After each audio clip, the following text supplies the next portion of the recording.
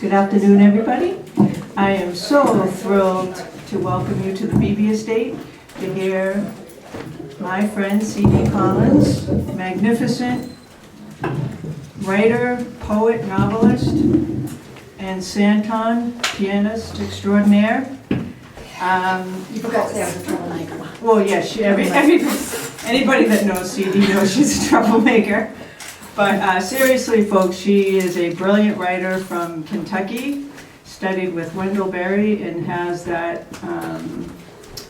down-to-earth, articulate, soulful, spiritual voice that is so needed in this world. So without further ado, C.D. Collins and Santon. Thank you so much, guys. Thank you for this introduction. Thank you for this introduction. So we're going to start off with Spanish Mountain, written by C.D. Collins, music written by me.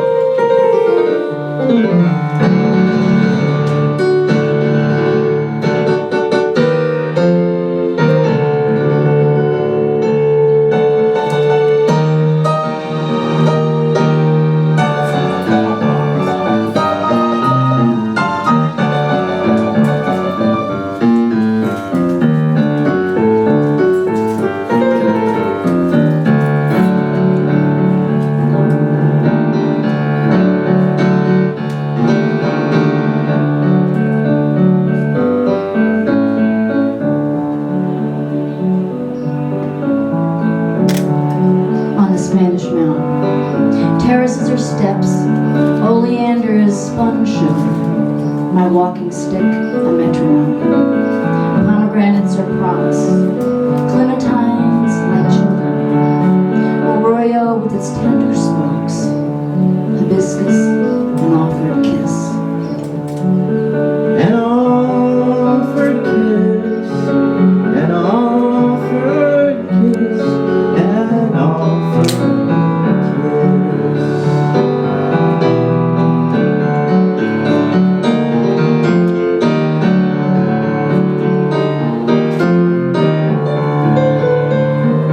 Fig leaves are palms, olive trunk with its gray scar. The date palm is silver, the avocado is mirror, the root is philosopher.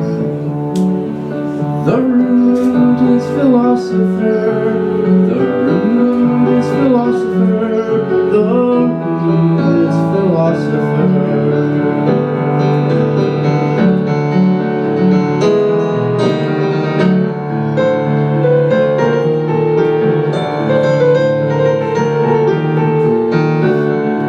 The houses are sweet chalk, the roof tiles are candy sticks.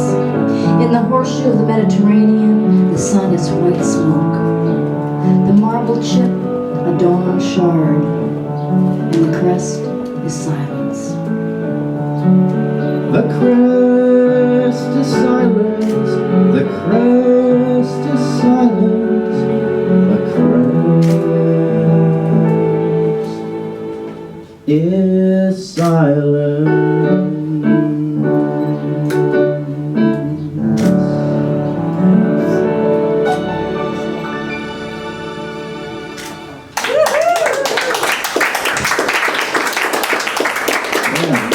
Yeah. We've heard a lot about Southern Gothic in our lives, and sometimes I write in that style. But you know, there's some odd things going on up here as well. I once had a friend who said to me, in all seriousness, "Dress warmly, we're going to the beach." Our centers for people with mental illness are built in a style known as brutalism.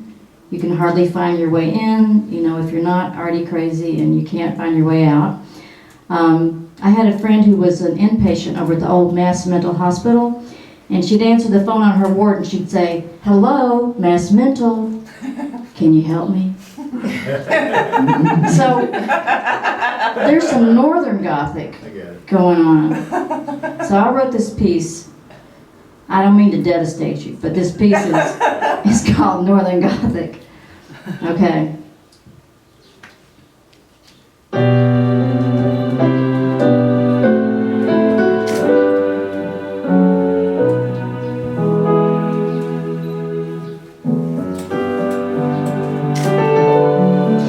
Hometown, there are those who can't cope. Runaways living in barns, fields, and abandoned houses. They're elusive. They call them jackrabbits. Up here in the city, there are so many hard surfaces. Sound ricochets, batters your eardrums. If you lie down, it's on stone or cold concrete, and even in summer it's loud, especially if you're already hearing voices. Because you've been on the street since Ronald Reagan closed the hospitals and the Department of Mental Health, it gets smaller every day. So you sleep on the street in this cold, hard town. If you could hold a job, you can't get one because you don't have an address. And this is what I call Northern Gothic. In my courtyard, I found a purse. Inside, a license, pictures, makeup, and 5 $20 bills. I found that this woman had a record, had been arrested at the place listed on her license as home. In the photograph, her skin looked grayed, her lips tight and turned down. I found people with her last name and left messages, but only one call back. "Is there $1 million in that purse?" he wanted to know. And when I told him there wasn't, he said, "Well, then I don't know her." I drove to her address, but the building was locked and the sign read private. I slipped in and pressed the buzzer, but there was no answer. I buzzed other people in the building, and metallic voices answered to the speaker, "I don't know her. I can't help you." So I left a note. "I found your purse," but she never called. I didn't want to go to the police because she might have fines and reasons to confiscate the purse. It was so impossible to find her that I began to feel that I was hunting her down, that I needed to present myself in a certain light to prove I meant no harm to this woman. I had her gloves, the purse, the family pictures, the money. I went back to the building, past warning signs, "No trespassing. If you let someone in, then you are responsible for them." I found an office with an open window and I peered through. "I have Donna Bonfield's purse," I said to the woman, "and I can't find her." "Donna's homeless," the woman said. "That's why you can't find her. Her sister lives here. I'll probably be seeing Donna in a few days if you want to leave the purse." She thought it was stolen from a table over at the Converse restaurant. "There's money in it," I told her. "I see that she gets it." The woman was missing a couple of teeth, which made me believe her, made me trust she would understand the importance of $100. And so I handed the purse through the window.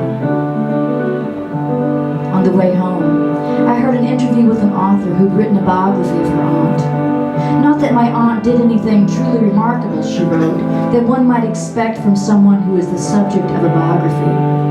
My aunt was an inconsequential figure, in the sense that most of us are inconsequential figures." And the interviewer agreed that this was true, that most of us are inconsequential, that most of us don't ultimately matter. And we've done that, haven't we, here in America? Come to believe that we must be known to many in order to matter. So the anonymous and the famous can appear far apart, yet both are almost untouchable. Both have lost something essential. They've lost their place in the town where you're known and where you belong. I never met Donna, but I know she was there on the bench in my courtyard. Maybe she drank too much medicine from that bottle in a brown paper bag and didn't realize what she was leaving. I know that we both go to the Converse restaurant, where you can get 2 eggs, home fries, corned beef hash, and a bottomless cup of coffee for $5.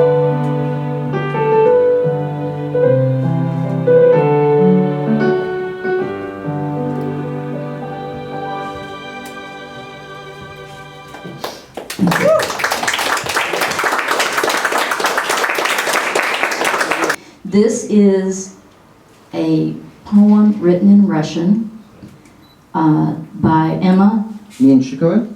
and Santon set it to music, and Julia and I translated it into English. And so Santon will sing it, and I will translate it as we go. Russian is a gendered language, and cities are considered masculine. So often people refer to St. Petersburg, Russia, as simply Peter. And so I love how people write songs and poems into Russian cities and towns. They have a real, it's a common thing according to Julia, and they have a strong love for their hometown. St. Petersburg is Santon's hometown. Mm-hmm. Just to tell you about it, this is dedicated to my mother. And speaking of Russia, yesterday was Russia Day in Russia. And Really? yes, it was. Okay. Just for Mom and Dad, I will wish you a belated day in Russia. Russia Day. Okay. For my mom and dad. Nice. Okay, now this one is dedicated to my mom. Okay, go ahead, Token.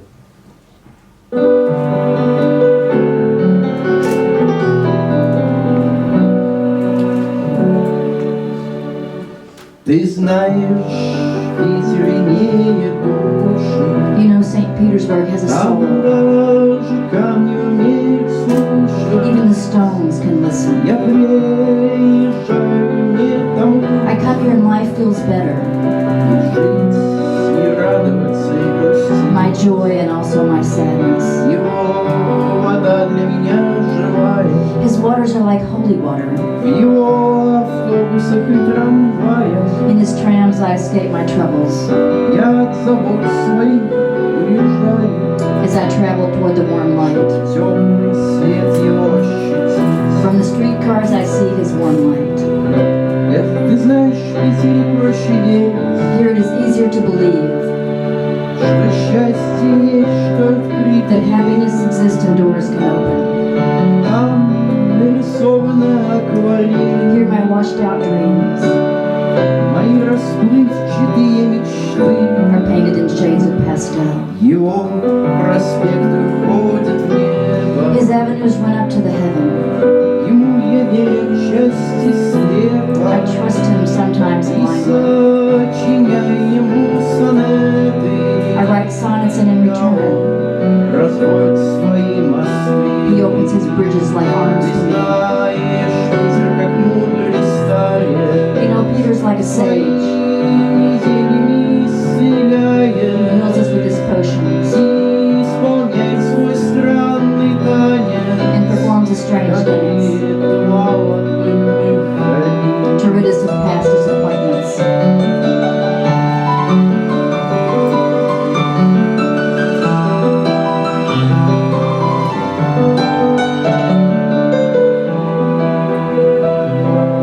Его каналы, его фонтаны, His canals and fountains противоядие от тумана. are an antidote to my overwrought mind. Эти воды затянут раны, His waters heal my wounds сердце больше не так болит. and softens my heart's sorrow.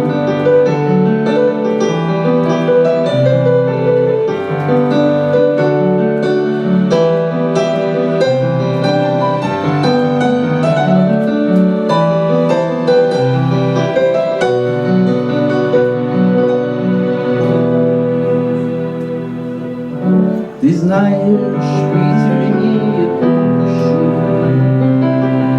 там даже камни умеют слушать. Я приезжаю не там лучше, и жить,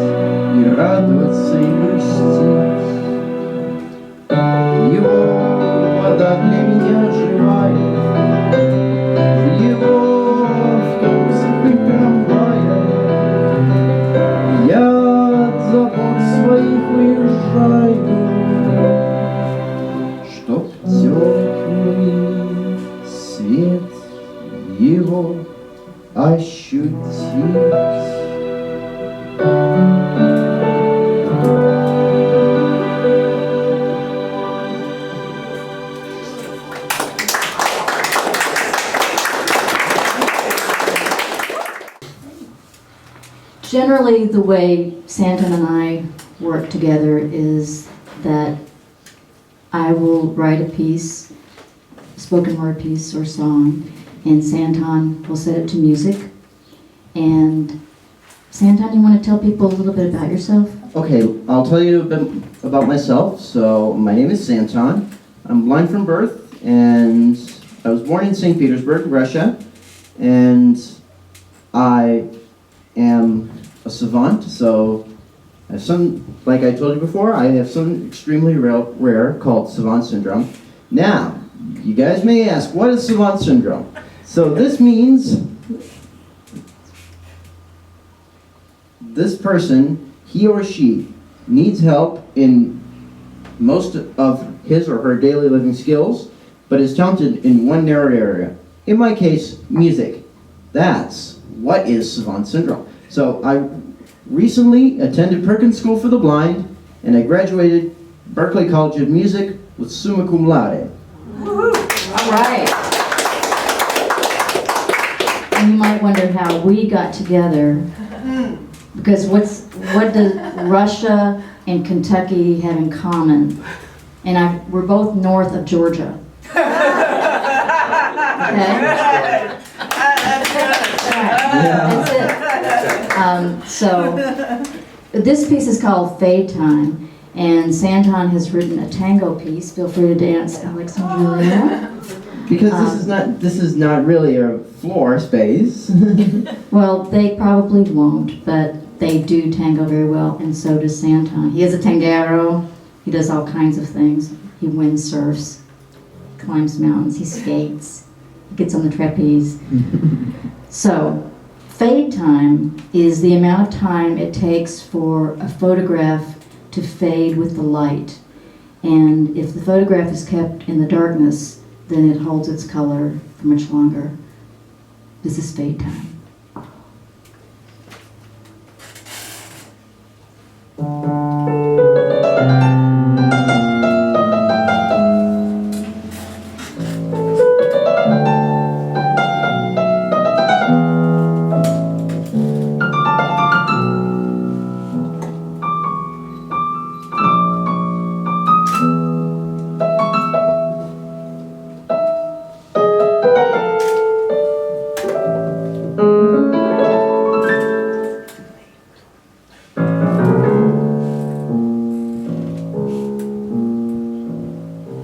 The story of my brother and me begins behind a schoolhouse. Windows with old-fashioned weighted sashes. Red brick walls glazed gold by afternoon sun. I'm 5, wearing overalls and a plaid shirt.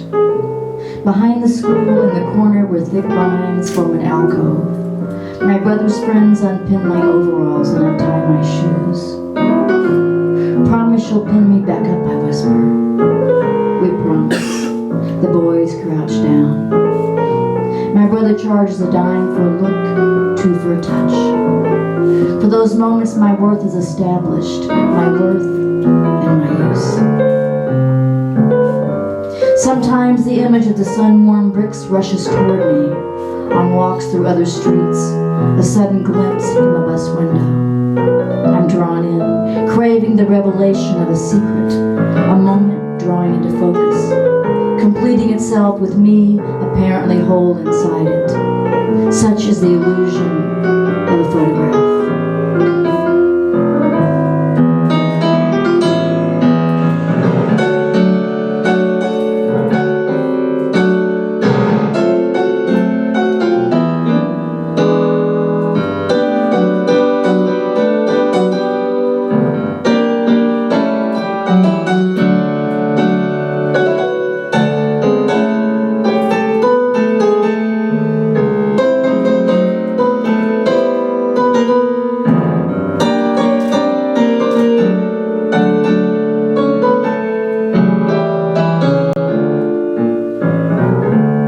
Recently, I ran across pictures of my brother and me in an old album.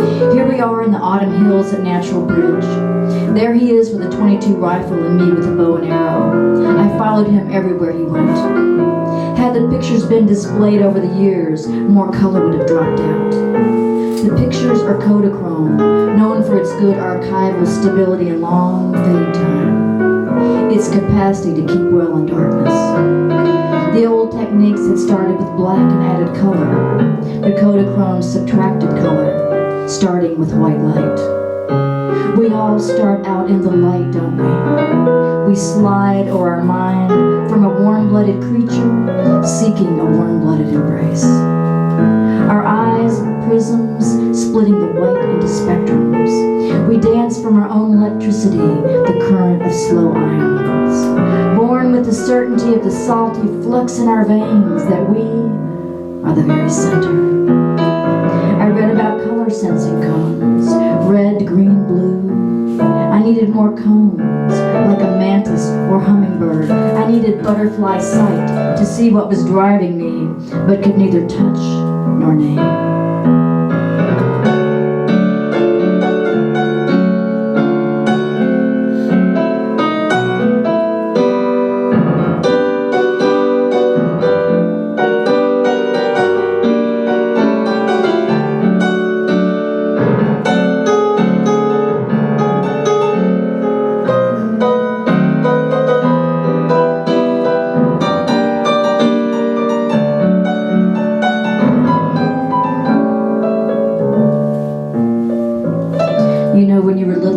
Said to me, I looked after you. I didn't even want to leave the room where you were. My brother was striking a single tone that meant I love you, but he was using individual notes when he needed a melody. He had driven so many weekends to visit me on my college campus with his quiet voice and his burnished hair falling over one eye. All that was still real and true. What was between us now lay subterranean, rivers of color hidden in darkness. I have searched for a brother with a passion that amounted to blindness. Yet inside his gaze, the strong light erases all color and contour, fading me to what he remembers. And I have done the same. From the start, we tread the paths set out for us, learn next to whom we stand, into what direction we are pointed and with what tools. We sense the forces that bend our road the way the sun warps the earth's path around it. The loss of Kodachrome was the loss of a certain kind of vision. It was said to have had more poetry in it, a softness and elegance, a wonderful palette. But its chemicals were also the most toxic. What is the flux of memory over a lifetime? How long the sustain? Nostalgia is not a longing for something you once had. It is a longing for something you never had, but always wanted. We are trichromatic creatures, seeking tetrachromatic, pentachromatic, longing to gaze through into ultraviolet, to the petal, the stigma, the stamen, the seed.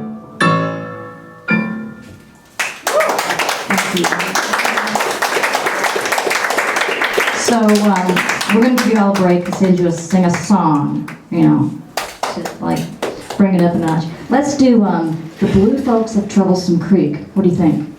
Yep, certainly.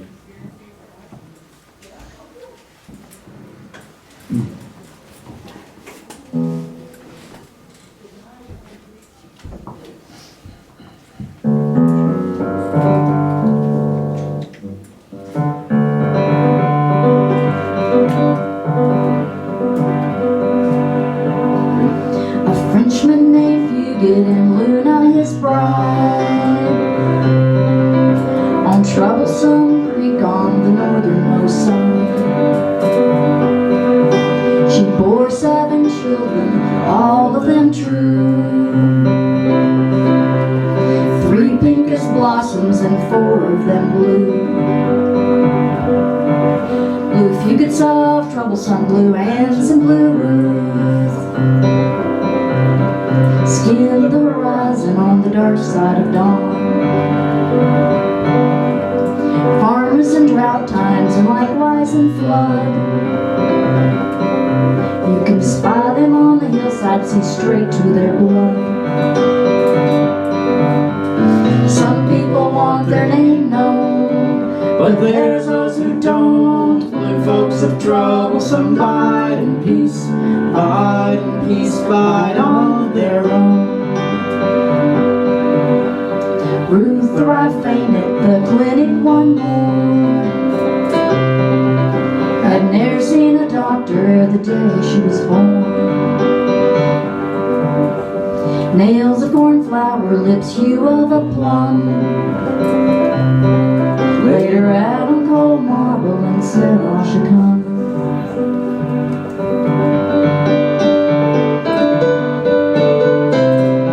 Yes, it's true. Up on Troublesome Creek in Hazard, Kentucky, there was a tribe of people with blue skin.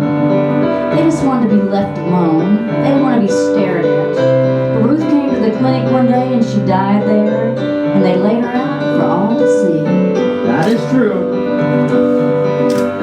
Some people want their name known, but there's those who don't. Blue folks have trouble, some bide in peace, bide in peace, bide on their own. This part of the mountain hears the cry of rain crow. There's blood on cold strangers and sweet marrow. Hazard, Kentucky, river Styx on each side. You must drink from its waters, ere St. Gary fly. Some people want their name known, but there's those who don't. Blue folks have trouble, some bide in peace, bide in peace, bide on their own. Blue folks have trouble, some bide in peace, bide in peace, bide on their own, bide on their own, bide on their own. Thank you.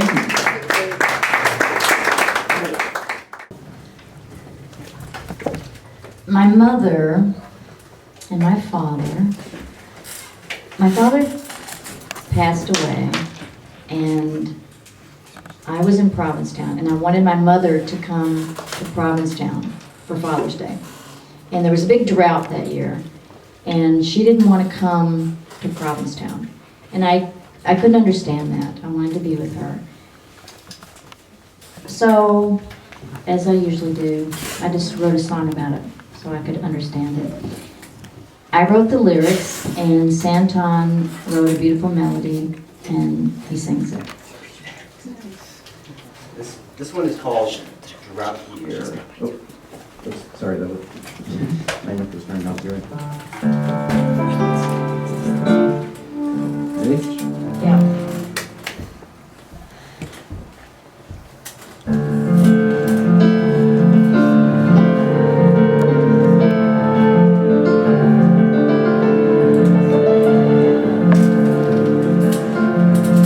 In a salt frosted full moon, I hear her say she can't come, can't leave her flowers, angel trumpets call them by. Can't return to a withered garden, her big rock house now still. Drought this year, perishing drought. I remember her in high heels, I remember his blazing eyes, jitterbug and highballs, dreams of a high life.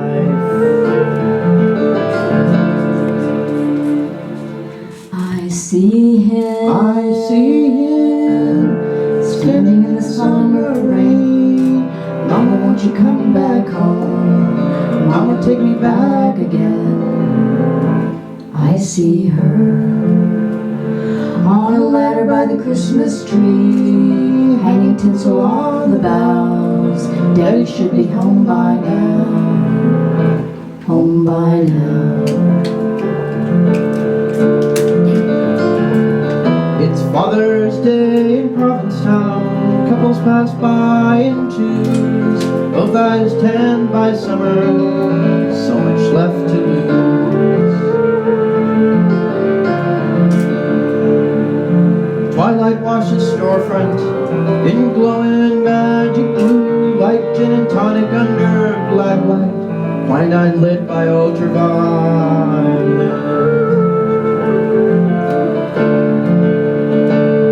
I remember her in spike heels, I remember his blazing eyes, jitterbug and eyeballs, convertibles to a high life. His tomatoes rich as rubies, bushels packed full as they could be, corn like he promised on the 4th of July.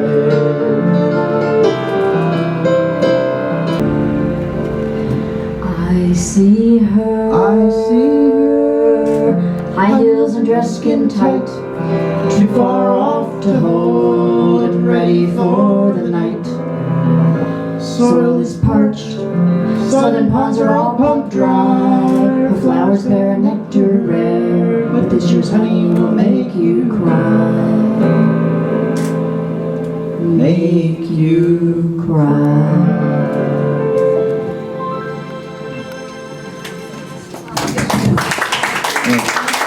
I didn't make you cry, did I?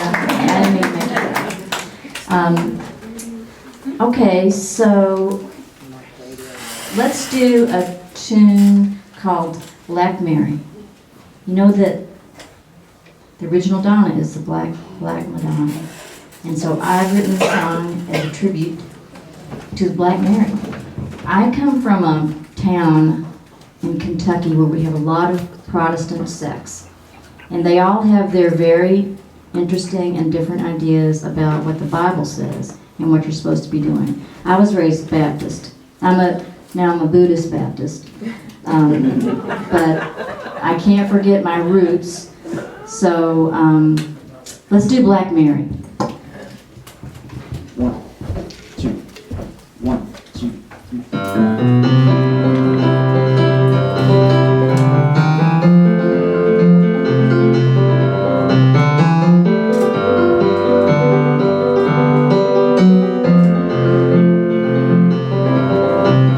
Black Mary wears a string tie set with precious jewels. She will bless your children in the deep black earth. Mary is watching over you. Pink Mary stepped barefoot on a serpent's head down at that Catholic church where those lucky Catholic kids drank wine and kissed all night and could still get into heaven. All they had to do was go to confession. How come us Protestant kids didn't have that option? Black Mary wears a string tie set with precious jewels. She will bless your children in the deep black earth. Mary is watching over you. In the Church of God, women could not cut their hair. It grew in glory down to their waists. Worked factory shifts in skirts and steel-toed combat boots, and praised the Lord on high with voices like Johnny Cash. In the Church of Christ, no women allowed to speak inside the church. Forbidden dance, because dancing leads to sex. Wonder why they drove their pickups home and run some chickens' necks.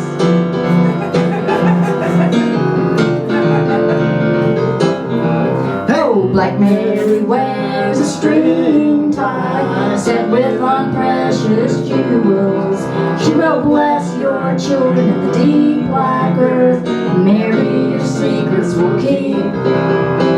We Baptist children spent summer mornings crouched in a cool church pew, studying 12 suntan men and their blue-eyed boss, and gluing macaroni to cardboard in the shape of a cross. I found Black Mary in an empty apartment, forsaken and alone. They could find no place for Mary in their lives, so I brought Black Mary home.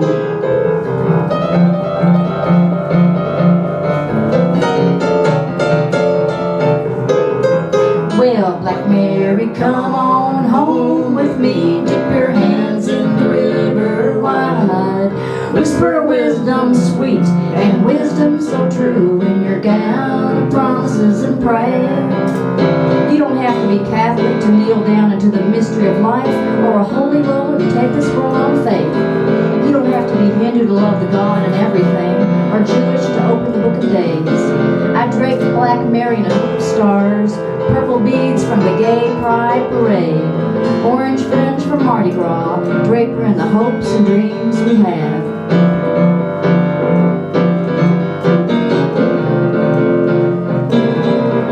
Oh, Black Mary, come on home with me, dip your hands in the river wide. Whisper wisdom sweet and wisdom so true in your gown of promises and prayer. Black Mary deals blackjack in my garden, where the sun blooms like a giant daffodil. Mary smiles when you win, and Mary covers all your bets, 'cause Black Mary knows you got to forgive all debts.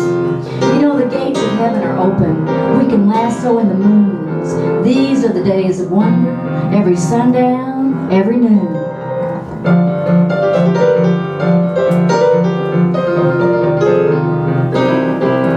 Well, Black Mary wears a string tie set with precious jewels. She will bless your children, deep black earth. Mary is watching over you. Black Mary, come on home with me. Dip your hands in the river wide. Whisper wisdom sweet and wisdom so true in your gown of promises and prayer.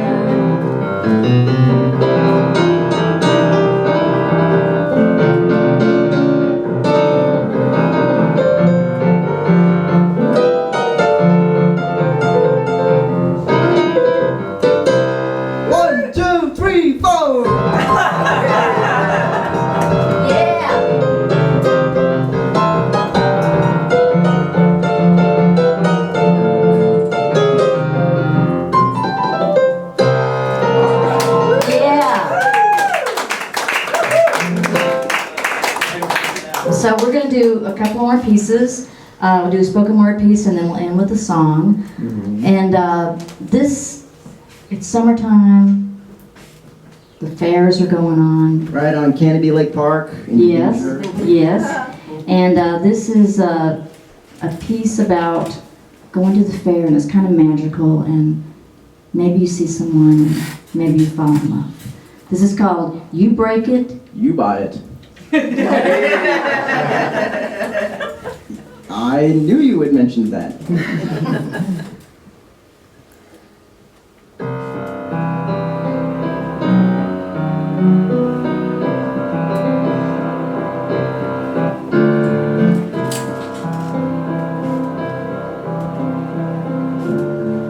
At the fair you can fall, watching the tractor pull, where farmers rev green John Deeres and blue New Hollands. You can get lightheaded on diesel smoke. You know that to win it isn't how fast you pull the weight, but how far. You like the boy who jumps off his red Massey Ferguson with his arms raised high. From the bleachers you study him as he argues with the judge. The summer air turns soft on your skin. You're wearing cutoffs, the kind of shorts that say, I like my legs. You and your best friend Emma board the merry-go-round. You picked the fierce white pony with the gold saddle, Emma the bay with a star on its forehead. The carny operator hops on, whispers to a woman who dismounts and sits on the bench behind the ponies. The crank at the top pulls your pony into a slow canter. As the platform twirls, you grip the pole that impales him through his withers. The organ churns out a melody, promising that all your joys will run pure.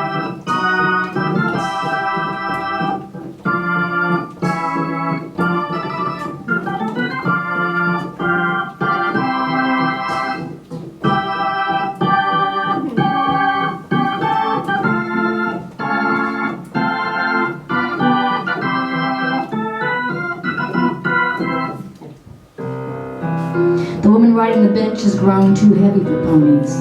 The little cranks can only take so much. She looks familiar, a friend of your mother's maybe, or one of the teacher's aides at your high school. On the 100-foot slide, you fly down the yellow stripe, in with the blues, swishing breathlessly down. You could sail into the night air, spiked with neon. You ride the scrambler, the tilt-a-whirl, and the one with the circle of free-hanging swings that ratchet up the tower, higher than you'd think, impossibly high, the moon full and close. You kick off your shoes and feel the wind rush under your bare soles. One more ride, then you'll cross the sawdust midway, slip through the gap in the fence, and be home before 10 like you promised. In line for the big ride, the boy from the tractor pull appears behind you, wearing a clean white shirt and snug new jeans. You stare him dead in the face until he smiles. His lips are very pink, and he smells of clover. This is it, you think, the beginning. The cab swings you and Emma higher, higher, then over, somersaulting. Emma lets out a whoop and you lose track of down and up. You stagger off the ride so dizzy you have to hold on to Emma, but you can't stop laughing. A young girl passes, wearing a t-shirt with a big red heart, and the words, "You break it, you buy it," written across the heart in glittery script. The young girl's body is narrow as a greyhound. It's hard to imagine how all her parts fit inside. She wears metal braces and her reedy shoulders roll forward to guard her tiny chest. At the fair, you can fall. The air goes thin and yellow and your hair feels like nettles against your bare shoulders. Sometimes the whole world pours into you with its terrible cries and rusted edges. Sometimes it's like you've swallowed barbed wire, the sharp spikes tearing at the delicate folds. In the distance, you hear someone announcing the contestants to the lamb show. Who are these people with their gazes fixed on yearling lambs, led by farm kids in cowboy boots? These people who haul metal weights the length of a dirt track to win a contest. Who is that woman, too heavy for the pony? The girl with the ridiculous t-shirt, as if a heart could be broken or bought. At the fair, you collapse. Though Emma holds you and the crowd presses in, but you fall anyway, onto the trampled grass with the popcorn box spilling out, because it all spills out at the fair.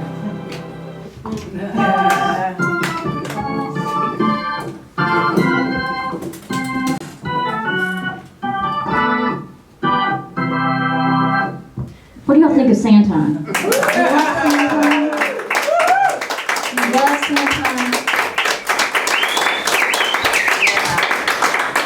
So we're going to close with the happiest song about death you've ever heard. It's a song by Jesse Winchester, and it's called Defying Gravity.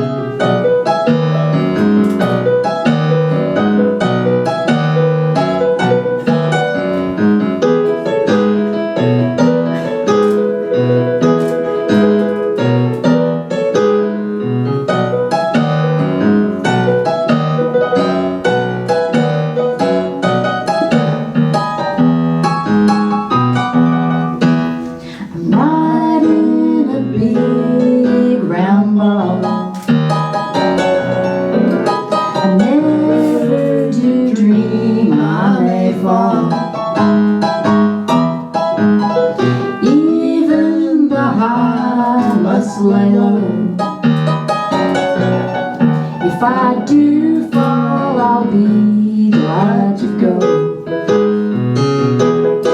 If I do fall, I'll be glad to go.